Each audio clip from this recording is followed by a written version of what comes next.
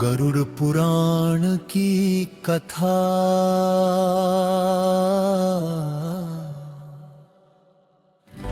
हिंदू धर्म के 18 महापुराणों में गरुड़ पुराण का विशेष स्थान है।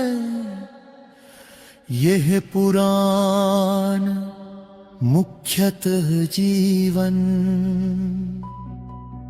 मृत्यु, कर्म फल, पितृलोक, नरक, स्वर्ग और मोक्ष की गूढ़ व्याख्या करता है।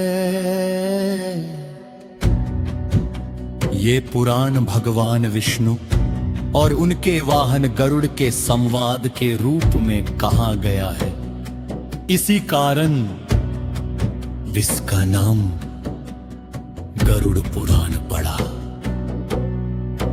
गरुड़ का प्रश्न में भगवान विष्णु अपने परम भक्त नभ और वाहन गरुड़ के साथ वैकुंठ लोक में विराजमान थे। गरुड़ के मन में संसार के रहस्यों को जानने की तीव्र जिज्ञासा उत्पन्न हुई।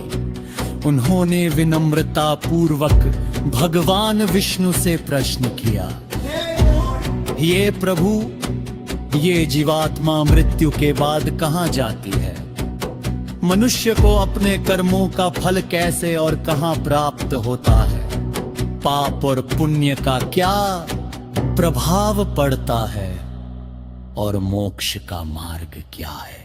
गरुड़ के ये प्रश्न सुनकर भगवान विष्णु प्रसन्न हुए और बोले, हे गरुड़, तुमने अत्यंत महत्वपूर्ण प्रश्न पूछे हैं। मैं तुम्हें गरुड़ पुराण का ज्ञान देता हूँ, जिसे सुनकर मनुष्य मृत्यु के भय से मुक्त हो सकता है। मृत्यु का समय और यमदूत। भगवान विष्णु ने बताया कि जब किसी मनुष्य की मृत्यु का समय आता है, तब यमराज के दूत उसके पास पहुंचते हैं। वे जीवात्मा को शरीर से अलग कर देते हैं। उस समय जीव को अपने पूरे जीवन के कर्म स्मरण हो जाते हैं। अच्छे कर्म करने वाला शांत रहता है, जबकि पापी भयभीत हो उठता है। मृत्यु के बाद आत्मा को यमलोक की यात्रा करनी पड़ती है। ये यात्रा अत्यंत कष्टदायक होती है, विशेषकर पापियों के लिए। मार्ग में वैतरणी नदी, भयानक वन, तप्त भूमि और अंधकार में स्थान आते हैं। वैतरणी नदी। भगवान विष्णु ने बताया कि वैतरणी नदी को पार करना अत्यंत कठिन होता है।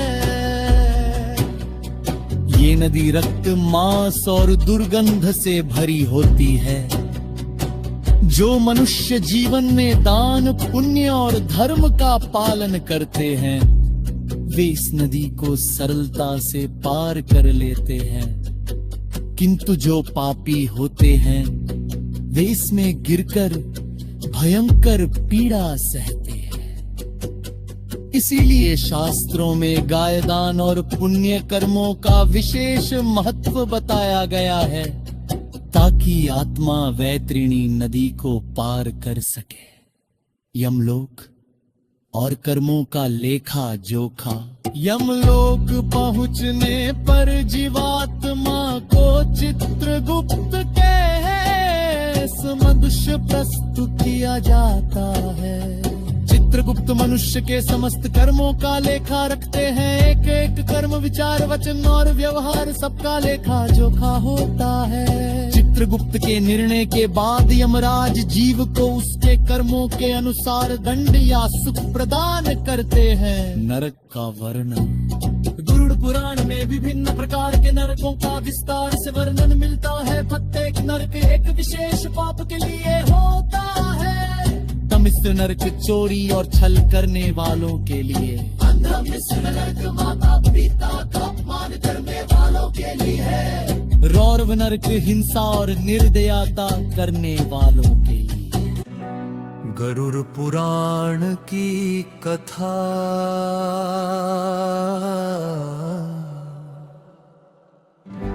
हिंदू धर्म के 18 महापुराणों में गरुड़ पुराण का विशेष स्थान है। यह पुराण मुख्यतः जीवन, मृत्यु, कर्म फल, पितृलोक, नरक, स्वर्ग और मोक्ष की गूढ़ व्याख्या करता है। ये पुराण भगवान विष्णु और उनके वाहन गरुड़ के संवाद के रूप में कहा गया है। इसी कारण इसका नाम गरुड़ पुराण पड़ा। गरुड़ का प्रश्न। विष्णु भगवान विष्णु अपने परम भक्त न बपरवाहन गरुड़ के साथ वैकुंठ लोक में विराजमान थे। गरुड़ के मन में संसार के रहस्यों को जानने की तीव्र जिज्ञासा उत्पन्न हुई। उन्होंने विनम्रता पूर्वक भगवान विष्णु से प्रश्न किया, ये प्रभु, ये जीवात्मा मृत्यु के बाद कहाँ जाती है? मनुष्य को अपने कर्मों का फल कैसे और कहाँ प्राप्त होता है? पाप और पुण्य का क्या प्रभाव पड़ता है और मोक्ष का मार्ग क्या है? गरुड़ के प्रश्न सुनकर भगवान विष्णु प्रसन्न हुए और बोले, हे गरुड़, तुमने अत्यंत महत्वपूर्ण प्रश्न पूछे हैं। मैं तुम्हें गरुड़ पुराण का ज्ञान देता हूँ, जिसे सुनकर मनुष्य मृत्यु के भय से मुक्त हो सकता है। मृत्यु का समय और यमदूत। भगवान विष्णु ने बताया कि जब किसी मनुष्य की मृत्यु का समय आता है, तब यमराज के दूत उसके पास पहुंचते हैं। वे जीवात्मा को शरीर से अलग कर देते हैं। उस समय जीव को अपने पूरे जीवन के कर्म स्मरण हो जाते हैं। अच्छे कर्म करने वाला शांत रहता है, जबकि पापी भयभीत हो उठता है। मृत्यु के बाद आत्मा को यमलोक की यात्रा करनी पड़ती है। ये यात्रा अत्यंत कष्टदायक होती है, विशेषकर पापियों के लिए। मार्ग में वैतरणी नदी, भयानक वन, तप्त भूमि और अंधकार में स्थान आते हैं। वैतरणी नदी। भगवान विष्णु ने बताया कि वैतरणी नदी को पार करना अत्यंत कठिन होता है। ये नदी रक्त, मांस और दुर्गंध से भरी होती है। जो मनुष्य जीवन में दान, पुण्य और धर्म का पालन करते हैं, वे इस नदी को सरलता से पार कर लेते हैं। किंतु जो पापी होते हैं, वे इसमें गिरकर भयंकर पीड़ा सहते हैं। इसीलिए शास्त्रों में गायदान और पुण्य कर्मों का विशेष महत्व बताया गया है। ताकि आत्मा वैतरणी नदी को पार कर सके। यमलोक और कर्मों का लेखा जोखा। यमलोक पहुंचने पर जीवात्मा को चित्रगुप्त के समक्ष प्रस्तुत किया जाता है। चित्रगुप्त मनुष्य के समस्त कर्मों का लेखा रखते हैं। एक एक कर्म, विचार, वचन और व्यवहार सबका लेखा जोखा होता है। चित्रगुप्त के निर्णय के बाद यमराज जीव को उसके कर्मों के अनुसार दंड या सुख प्रदान करते हैं। नरक का वर्णन। गरुड़ पुराण में विभिन्न प्रकार के नरकों का विस्तार से वर्णन मिलता है। प्रत्येक नरक एक विशेष पाप के लिए होता है।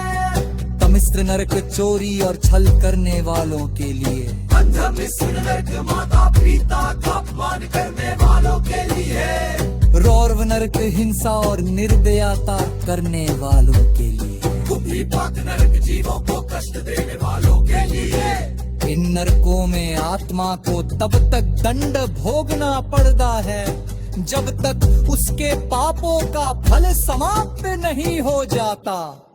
स्वर्गलोक का सुख। जो मनुष्य जीवन में सत्य, दया, करुणा, सेवा और भक्ति का पालन करते हैं वे स्वर्गलोक को प्राप्त करते हैं। स्वर्ग में दिव्य सुख, सुंदर उपवन, संगीत और आनंद होता है। किंतु स्वर्ग का सुख भी स्थायी नहीं है। पुण्य समाप्त होने पर जीव को पुनः पृथ्वी पर जन्म लेना पड़ता है। पुनर्जन्म का सिद्धांत। गरुड़ ने पूछा,